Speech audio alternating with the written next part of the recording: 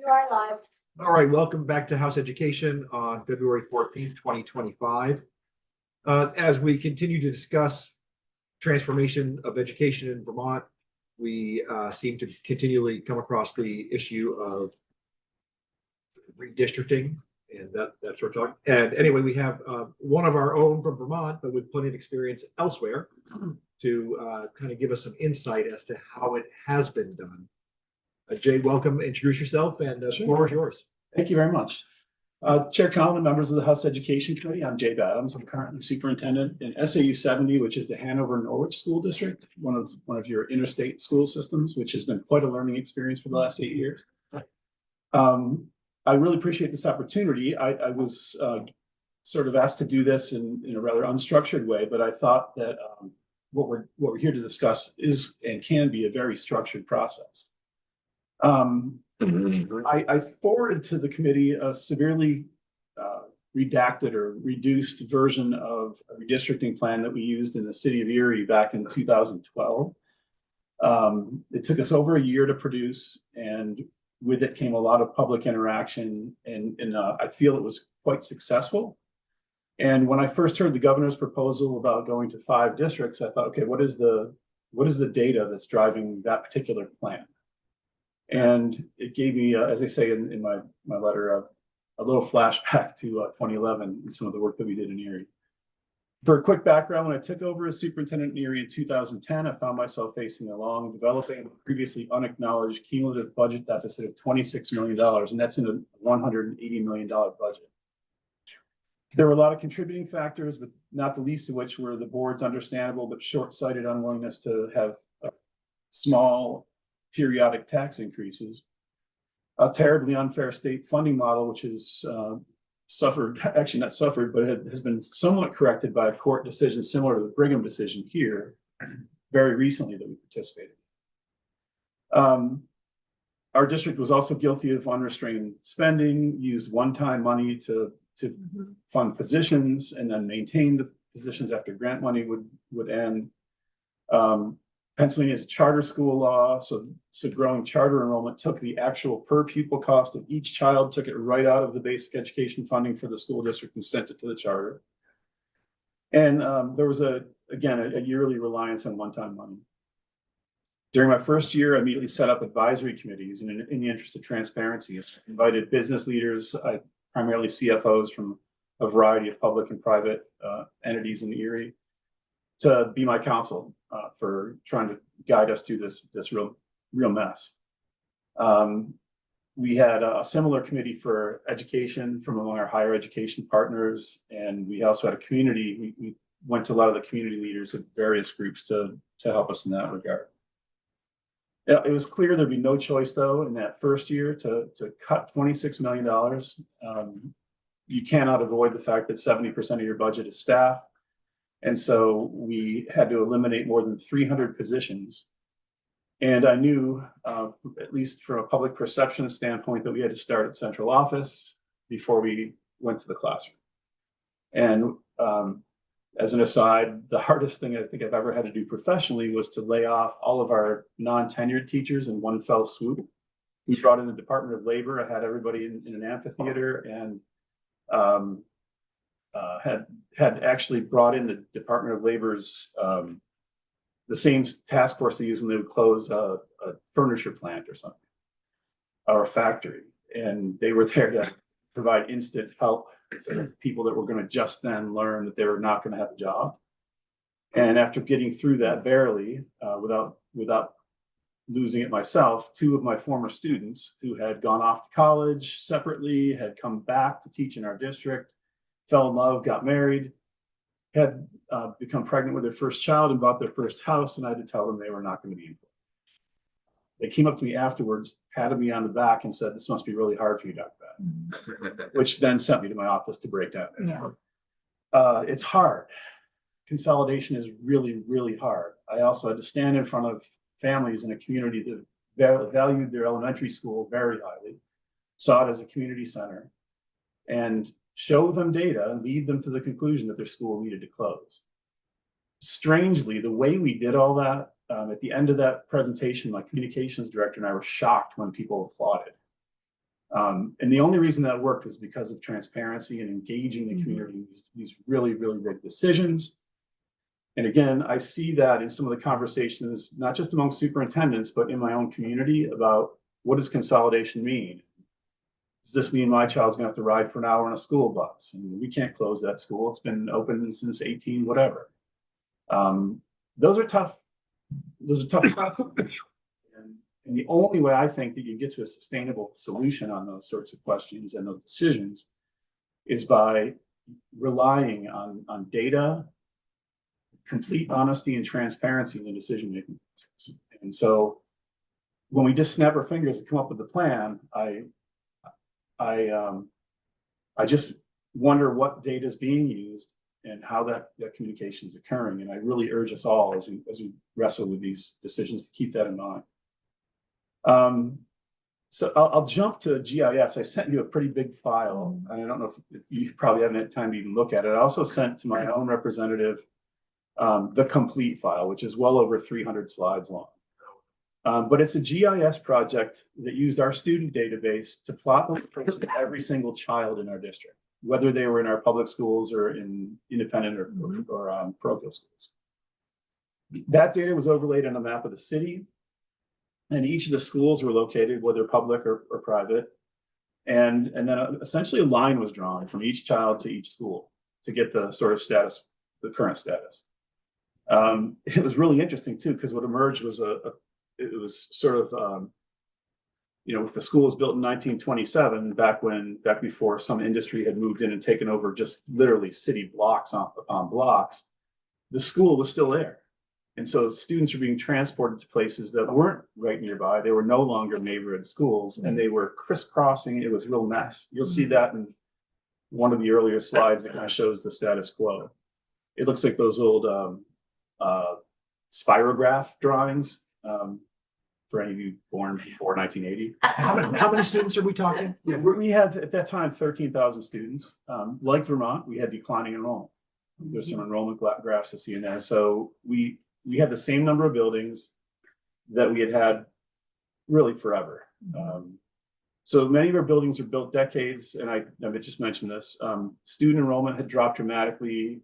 It's a Rust Belt. Manufacturing jobs were leaving, and there was also a lot of white flight as some of the surrounding towns started to look more like suburbs and were attracting people out of the inner city. There's also, even among those who had left, there was this real pressure in the community to preserve, for example, our 4 high schools, which were iconic, and people who didn't even live in the city anymore identified with either being from Academy or Strong Vincent or East High or Central High. And so when I became superintendent, I'd been there long enough to know that was a third rail. I couldn't even talk about consolidating high schools. Yet these buildings were built to house 2,000 kids. And each of them, we might have had 800. Yet we couldn't talk about it. So again, I'm having flashbacks. So as I consider the governor's proposal, I really am convinced that there should be, as I said, a transparent, logical process that's driven by data. And with GIS data now, even to prepare for this meeting, I contacted the gentleman who was the brains behind the study that we did. He's now done a lot more and a lot more sophisticated studies, and said that now instead of straight lines from each school, they use actual road miles from the school to the kid's house. So when we start, so I've testified previously and had a representative push me on. Wasn't exactly consolidation. It was more about us using public money for private schools. But the idea was, well, there's no school nearby, and so we have to do this. And I have to say, I get that. It's true. For a lot of our students, there is no school that's close by other than an independent school. And in some cases, even then, it's a pretty long haul. But until we do a GIS study and draw those lines for our kids, how do we know that the cheaper solution and the better educational solution isn't a new school located in between a critical mass of kids? GIS would show you that. On some of the slides that I shared with you, you'll see what the proposed optimum locations were. It might be possible for us to put a school somewhere using savings by shuttering others that would set us up for the future on a sustainable course for providing what we're required to provide, which is substantially equal educational opportunities. I think that's a pipe dream if we think we're going to keep what we have. Because I've seen schools, I've presided over schools that had less than anybody else in the state. And these are kids with the greatest needs in the state. And now I'm superintendent of a school district where we have anything we need.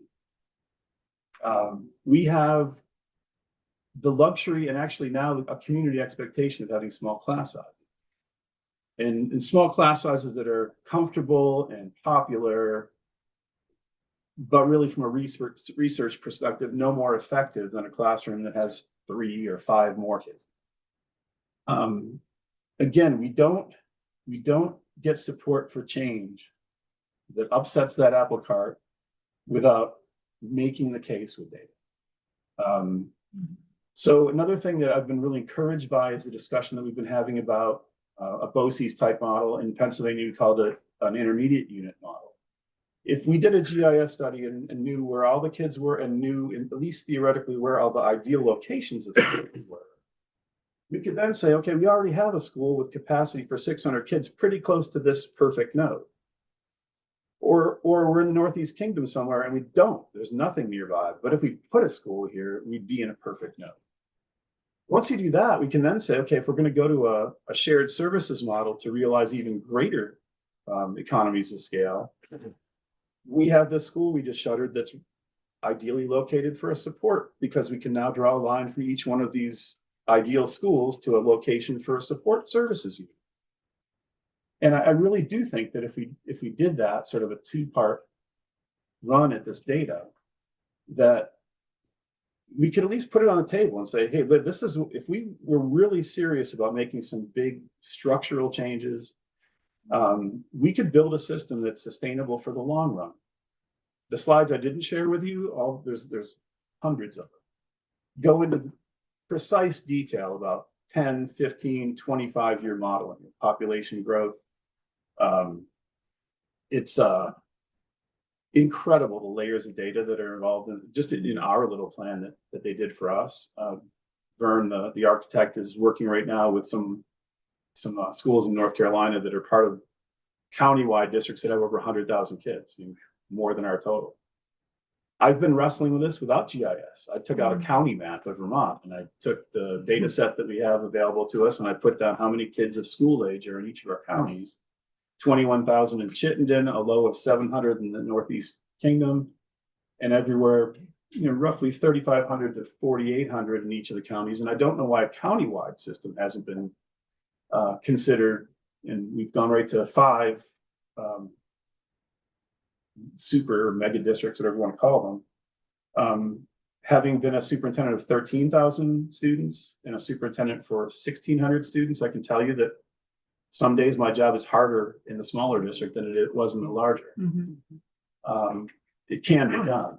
And I've heard some concerns as well. We don't know the exact total cost and what we really save with consolidation.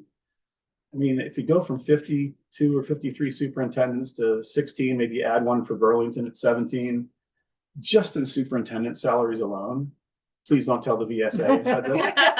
No, I'll never tell. But we would absolutely see. I can't believe we couldn't configure a system that would have central office leadership. And if we did like a BOCES system, we'd have one quick example. When I worked briefly for a small district outside of Erie, we didn't have the money to have our own autistic support classroom. We didn't have the money to have our own autistic support teacher.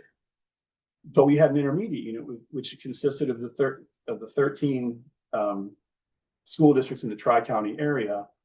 And we were able to host an autistic classroom where we had 2 or 3 kids, and then the intermediate unit staffed it and used their expertise. And then other member districts of the IU sent their kids to it. And we got a little bit of a fee for the use of our classroom. And we all paid into the kitty for the IU. And so one other example too, with Medicaid reimbursement. it's a challenge. It's an administrative nightmare sometimes to pursue that money. And smaller districts can't hire someone to do it, and it's very costly to hire a third party to do it. So the IU had an administrative assistant whose job it was to help with Medicaid billing. So they handled that for the smaller districts in our intermediate unit. I could go on and on about the services they provided, but from the superintendents that wouldn't necessarily have a district to manage anymore, you could probably find a director for at least maybe the number is 5 for BOCES type organizations throughout the state. So I guess that's it in a nutshell. And this has really been interesting for me to reflect on this because my experience here was so much different than my experience here. But when I think of some of the lessons I learned there are a lot of things that I think could apply. Thank you. So, Question for you. So you had a GIS mapping done. How long did it take to get that GIS mapping? I know it's a much smaller area than what we're talking about for the whole state, but how long was that process? well, so the data exists and it's even more accessible now than it used to be, notwithstanding the AOE's difficulty sometimes with communication between districts and the AOE on our data collection, but it's out there. Our whole process from start to finish, we had a 3-phase process. The first phase was rather quick. We engaged with a big construction company and this architect in 2011, and I believe that was January. And then we were presenting the first run of this a year later. It was right around now. It was February of 2012. Yeah, 2012. So it took a year, and that now why it wouldn't necessarily take us a year is that also included facilities condition assessment. Which we've We already have. we've done. That's why I'm kind of excited about this possibility. The FCA was one of the most time-consuming parts of that project. The data part of it was us just sending them the data. Everything else is available.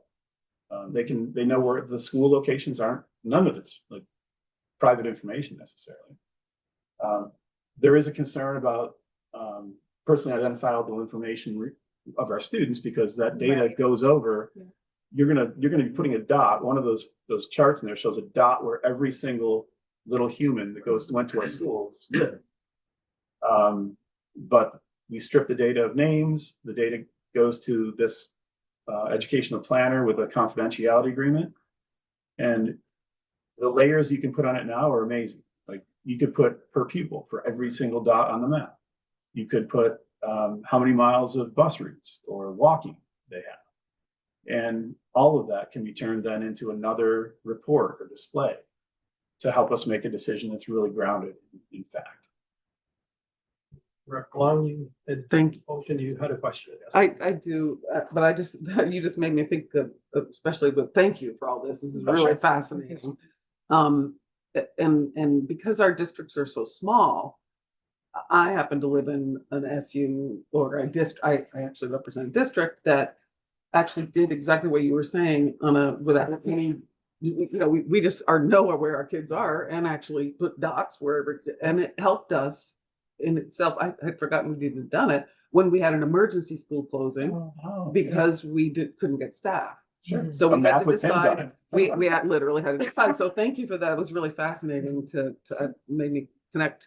But my question, you mentioned about the commitment that everyone has to their small school and the community center that it is. When you were going through this process, was there any financial support, seed money for repurposing or even just, advice on how communities could deal with lightning? I didn't share, I haven't talked to Vern McKissick for over 8 years since we did the project, and I called him out of the blue and his phone number still worked. He returned my call.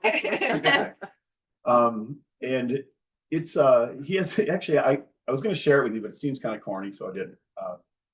But he has an example of a repurposing of a school that he did in a town called Chambersburg in Pennsylvania. And the whole thing starts out with a series of photos and a poem that he wrote about the building, and then goes into the way that that building was repurposed. I have personally, from the schools that we closed, seen some amazing things.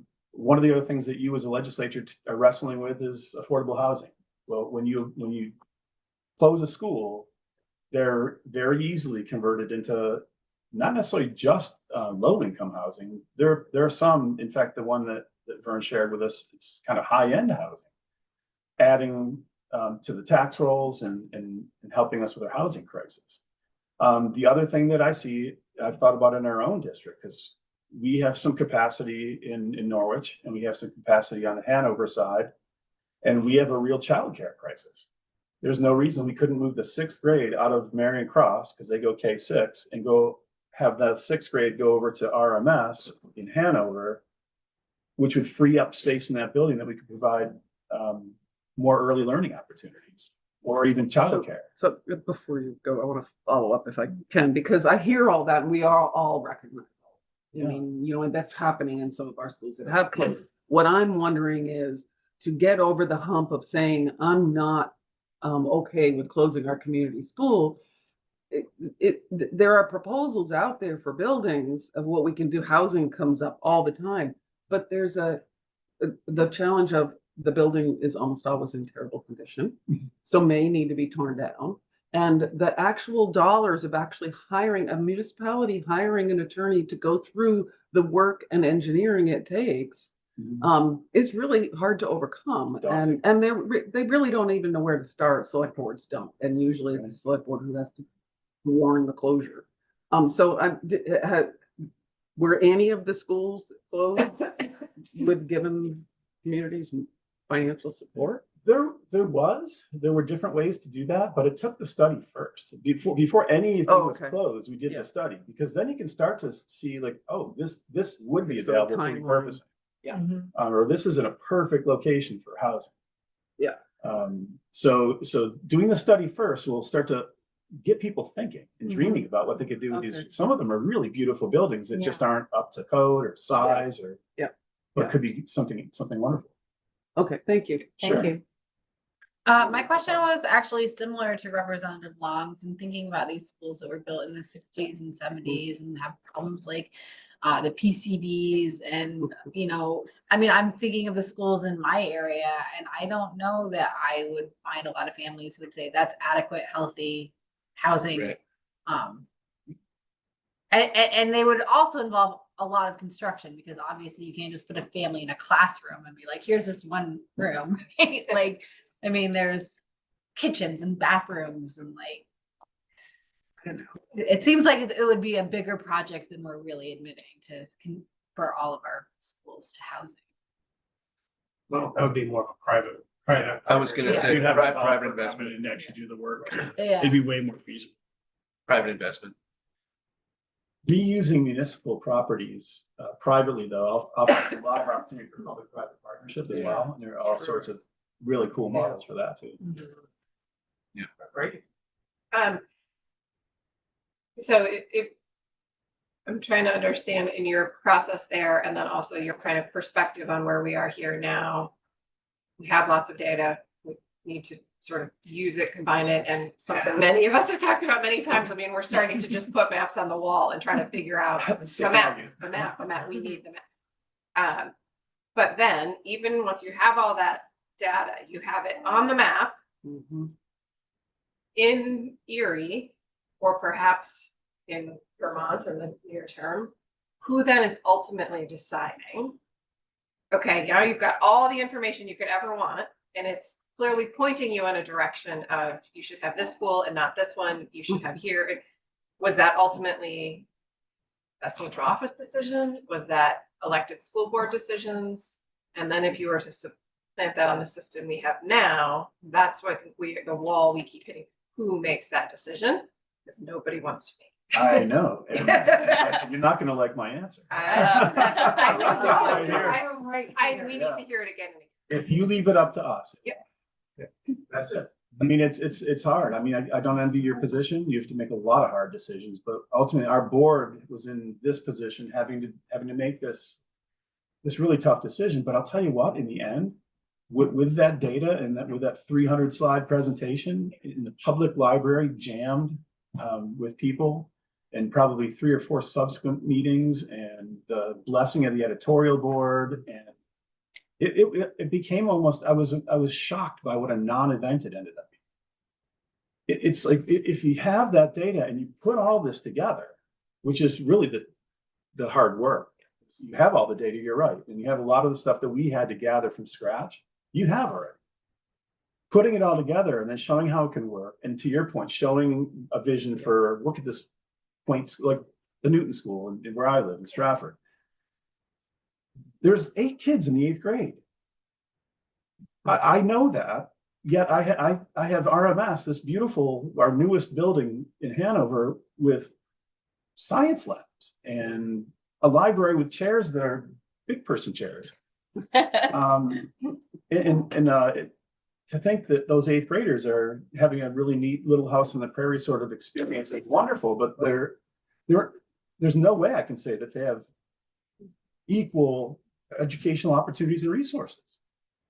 My kids at RMS, they got to have a sugar house at their elementary school too, just like a lot of our schools. They're still getting those sort of quintessential Vermont experiences, but they're also have up-to-date computers and microscopes and gyms, and it just seems very inequitable. So hard work for the outcome. Yeah. Was worth the hard work. It is, and I think the legislature, I came here right on the cusp of Act 46. And I live in a town that somehow got away without any kind of merger or consolidation. Yeah, and then that's, to me, that's the problem. And to me, like, ultimately a study like this will highlight, like, the schools that people don't want to give up on just because they don't want to give up on them, that have alternatives within a close ride, from those that are legitimately out in the middle of nowhere and have a real haul to get their kids to school. And then at that point, that's where I think a law or some kind of legislation, a bundle of legislation, said if your school is this, and this, then it must merge. But it'd be kind of cool if you had the proposed plan together first, so there wouldn't be the uncertainty of, well, if we merge, then where are we going to go? Just figured out. Yeah, have it like in this scenario, we had option A, B, and C. We ended up adopting neither or none of them.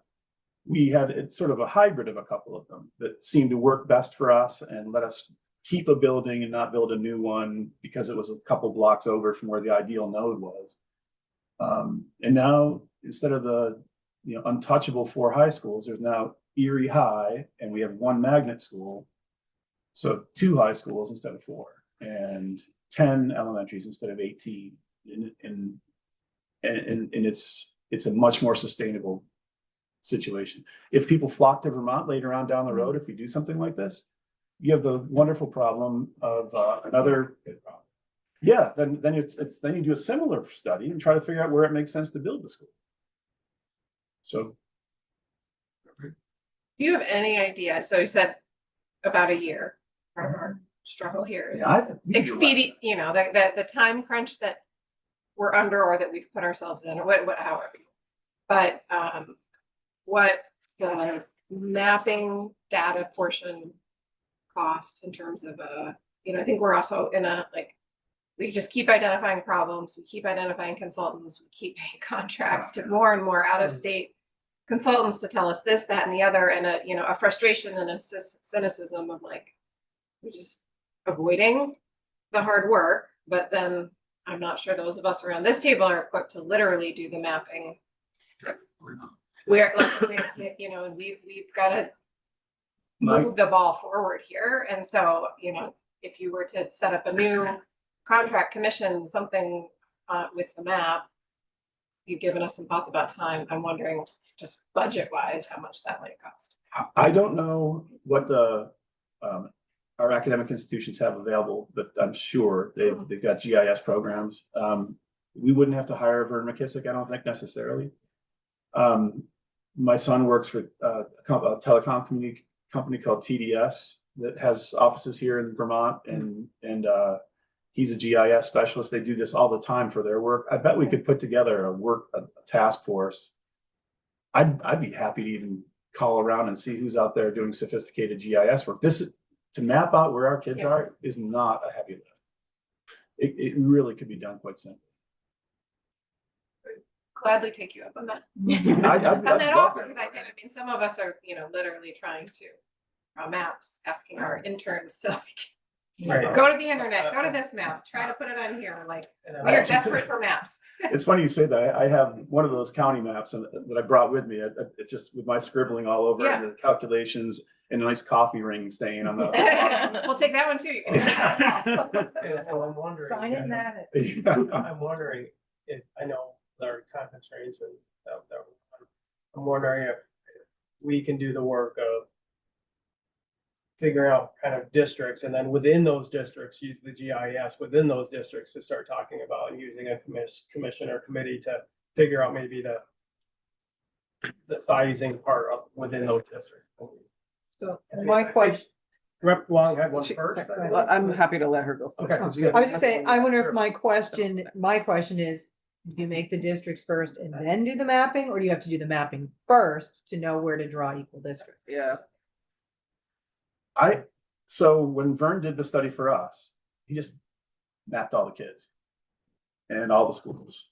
I would imagine you'd start from the general and move to the specific, and you just map every single kid in the state of Vermont. There's fewer kids in our state than there are in the county district that Nashville sits in Tennessee. 80,000 kids roughly. So it could be that could be done. You have every kid, and what Vern did is he did one where it was just forget that there are any schools and just where would it make the most sense for these kids to go to school? And then you can look at your map and say, oh, that's where the Newton School is, right next to that node. Perfect. You put in parameters, so we would have to have some group, and a lot of this work's already been done to develop the educational requirements that could come right out of our equity work that we've done. Like, what's the optimal number of kids to have in an elementary school? Or if we want to keep them small, what's the minimum number of kids you need to have the sort of economic viability that we need? You just put those those sort of parameters in, and that would help you code the data that you post. So. Let's do it. Long? thank you. My question's slipping away from the map slightly, and you had mentioned earlier about the number of superintendents that we have and how you can't imagine that we wouldn't save money by reducing the number of superintendents. And that is a natural consensus, I think, for most people. And sitting in the position you're in, it sounds pretty important to me, hearing it from you. But there's no real qualification for that at this moment. We don't have any data that's proving that. And it does seem clear, especially if we were looking at the 5-district map, Mhm. that there would have to be considerable support underneath that. So would it really, I mean, so when you made that statement, was it just your assumption, or did you actually see significant savings by reducing the number of administration? We saw significant savings. I mean, I've heard that same analysis, and when I did just my back of the napkin calculations, it was millions of dollars just in superintendents. And so special ed's another area. So everybody's got a director of special education that is the LEA that signs off.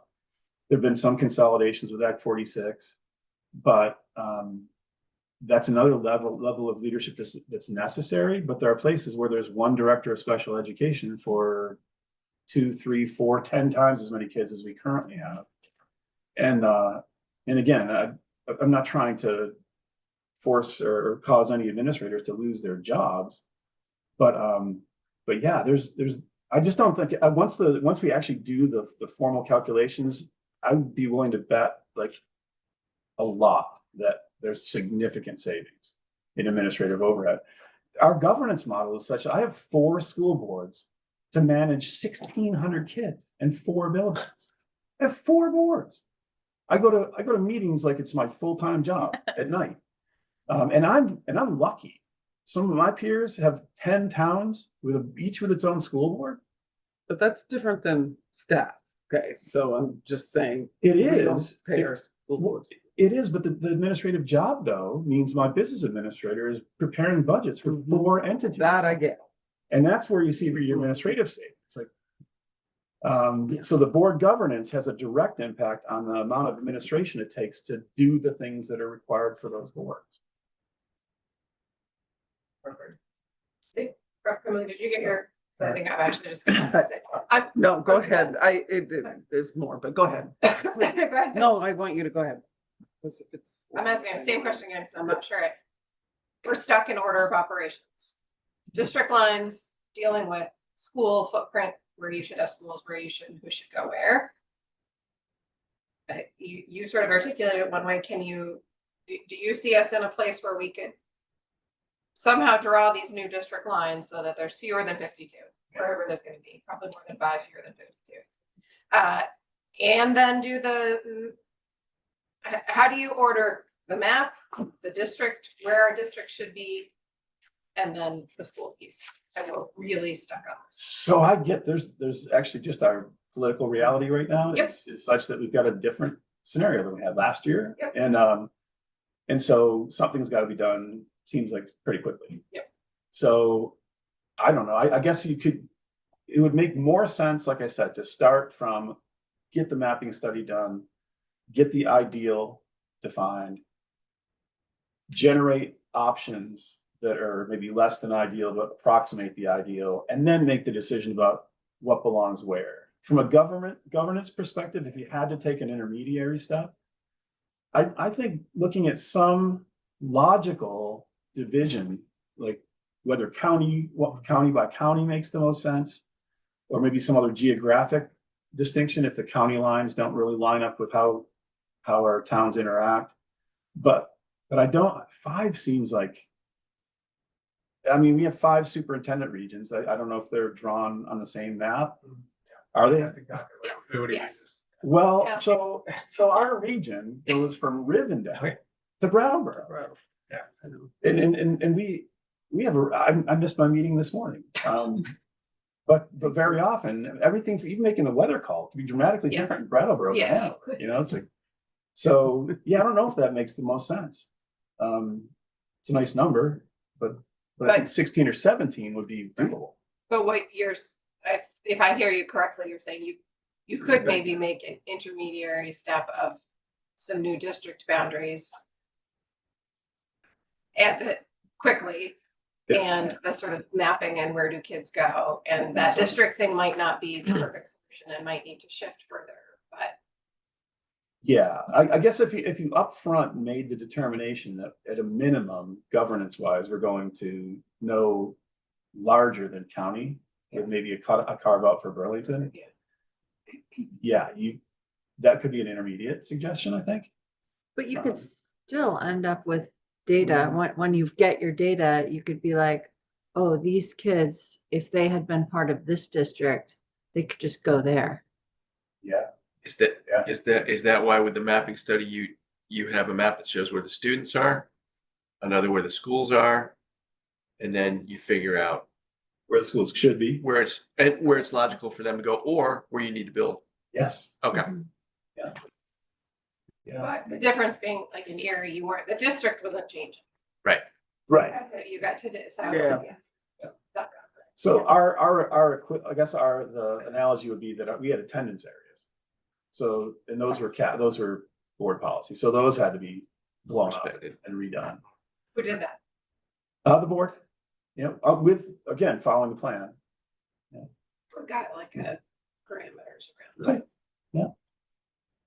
Yeah, I know it's a lot, but that's why this is so big. I just, when I couldn't figure out what the underlying data was, it's hard for me to, I just feel like we're gonna, if we don't inform ourselves with a complete picture, I just feel like we're gonna make another plan, we're gonna try to implement it, we're gonna find its faults, and we're gonna be back at the table again, talking about this for time infinitely. So, but it is really exciting when you start to think about what's possible. It's just, Getting it. it's buying time, I guess, legislatively, politically. I wouldn't mind talking this over with the governor, actually. But because it just makes so much sense. And I don't know how you could, like, politically, it's like, it doesn't matter what party you are. It's like when in our community we had a really diverse community. We had some very, very active African-American groups that were really concerned about equity for their kids, walkability of schools, safety. And we had it's a microcosm within our own district. We had one school that was newer, had great resources, and another school, I made a video of kids having to walk out in the cold to a moldy old trailer for art class, and no library, or a library with empty shelves. And there are situations that maybe aren't quite that dramatically different here, but there definitely are disparities. Yeah. And I don't think it matters what party you are. When you see that and you quantify it, you put it on paper and put it on video and put it in front of people, they're like, yeah, maybe you ought to do something different. Like I said, I'm more than willing to help. I would love to help. Say that now. Yeah, you wanna Down think the it's- road one, so do. I still. We're just gonna hand everything right over to Jay. I Well, like I will Jay. say, I like Jay. I like Jay. I told my board that I'm giving my 1 year notice to retire in June. So I'll have more time to devote in a year and 2 months. Rep. Long, I think. I keep coming up with things. Since we have you in the chair and you're a superintendent, I'd love to hear your thoughts back. And it's related, of course, to this, but it's not specific to GIS or anything or that. Part of the governor's proposal, and probably because there's 5 districts, but I think it would apply to any size of our districts, is school advisory committees. And I've had some experience with them under Act 46 and Okay. really not working at all, and having them led by the principal, which is part of the governor's proposal as well. Do you have any thoughts on and did you use school? I mean, I know I was reading you use school advisory committees for some of the planning or advisory committees in school advisory, but advisory committees for some of the planning. But after the move, it doesn't really apply to Erie, but I'm curious your thoughts. Well, I maintained my advisory committees throughout my tenure in the area. Yeah. For everything from annual budgeting to, it was so Right, nice to have them give their stamp and put an op-ed piece in. As far as the governor's proposal and the advisory committees, it's hard for me to imagine. I don't know if you did it if you divide, I was thinking about this the other day, if you divided it by counties, if that was going to be our unit for governance,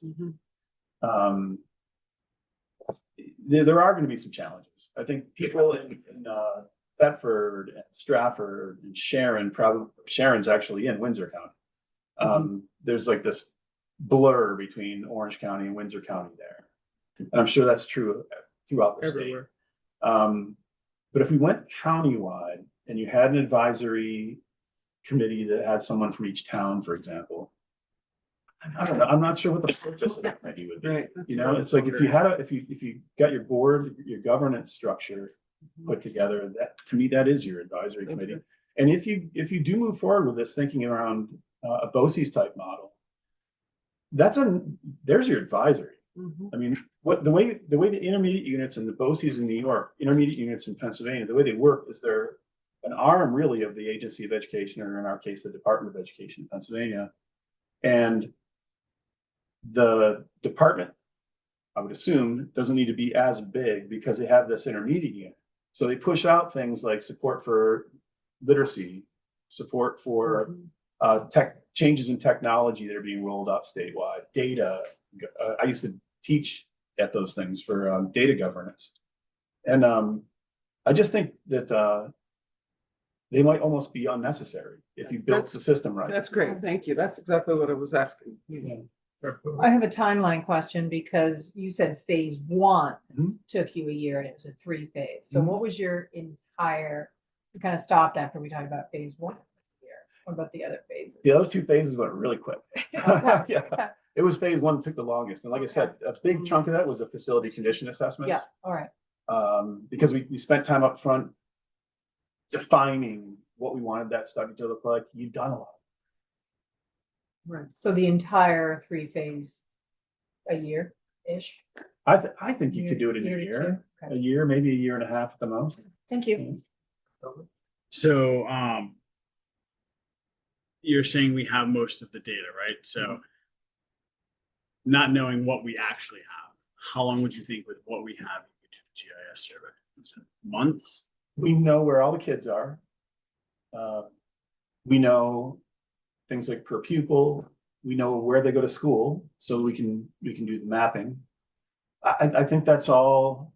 Now, I'm saying this having just gone through nightmares trying to get our weighted Theoretically, student information Right. straight with the AOE. So theoretically. yeah, so theoretically, it's a hand. I'm not a GIS expert, but I would have to think a month maybe. So in theory, if we push the ball today, in a month, we could potentially have all the information to make the decisions on district lines. If I could phone a friend, I could tell you like a lot more This is what I'm saying. specificity. Like, I mean, we're hearing year, but like we could actually have the data in real time. Should the stars align and Mercury's in retrograde, we should be able to figure this out. Yeah, You can phone a friend. yeah. Well, the data, like I said, that's the easier part. Like just getting that data. I imagine there'd be a week or two of like how we're going to make sure that we safeguard the student privacy. But then the data gets shipped out and Entered into a computer. and they had, that was one of the first things they did for us. Cause I remember when Vern did those cool diagrams, like, oh, can't wait to show these people. But it's like, hold on. Because if you look at, I really truncated that report, the official one with the 300 pages. Like there was so much meat in there around, I mean, there were 7 different enrollment projection methods that were all documented on a different slide. I cut those out this morning for you to save a little time. There was so much done in the interim with a lot of other modeling and that sort of thing that took more time. The actual GPS or GIS stuff was easy for them. They have a person that used to be a bigwig at MapQuest. It's a part of the firm. So for a while, they were kind of the only ones out there doing this kind of work. Now I think it's everywhere. So like I said, I would be happy to, I have the rest of the afternoon. I had planned to take it off, but my wife didn't. She had a snow day yesterday. She's not off today. I wouldn't mind calling around and seeing what's out there for GIS here and figuring out what, in fact, I'll go back to Vern, just say, Vern, how long would this take? He does this for districts with over 100,000 kids in the South. I think as a committee, that would be fantastic. I think that's- Get any kind of information that you have, any knowledge, institutional knowledge that you have, you can find, that'd be fantastic. I'd be happy to follow up and pull I'll tell Vern to get cracking on his computer.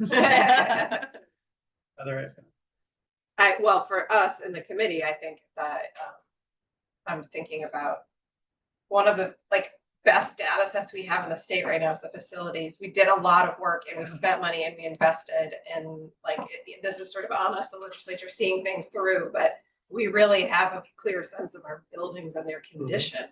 And to not use that in this moment is like an unbelievable just waste.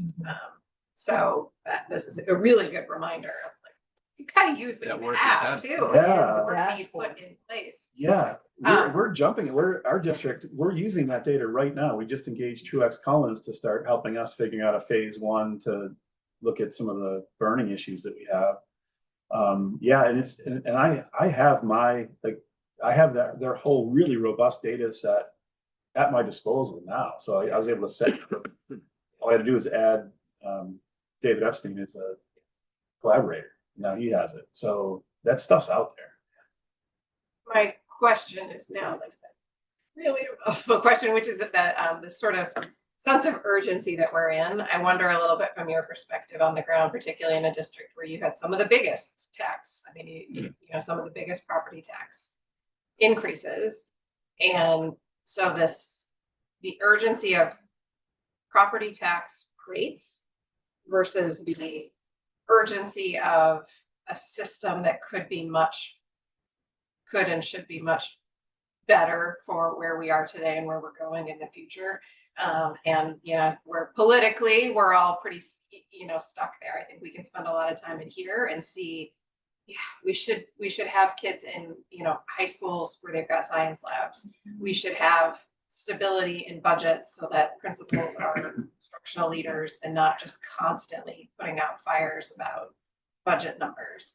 But we're stuck in, and so I wonder, you know, on the ground as a sort of front-facing educational leader in your community, do you think we have much room to sell the public on the bigger work that could and should happen if it isn't just about dollars and cents and the tax rate tomorrow? And do you see a closer connection between those than perhaps we've been drawing? Like some cuts, yes. I think if we don't make some systemic changes, we're going to continue to just have incredible instability and more negative outcomes at the community level. It's harder to sell we need to make changes because things could get worse. Right. But it feels a little bit like that's Yeah, otherwise you're just perpetually tweaking right. and everybody stays mad. Yeah. Yeah. Yeah, I guess that's a phone call to my old communications director. Who was a whiz at marketing this stuff. I think, again, I hate to put everything back on this study, but if you came up with not a counter narrative, I think the governor's proposal has forced us all to do a lot of thinking about this. It's like, because if you could just snap your fingers and make 5 districts, you know, come hell or high water, we're doing it. That's a bumpy road.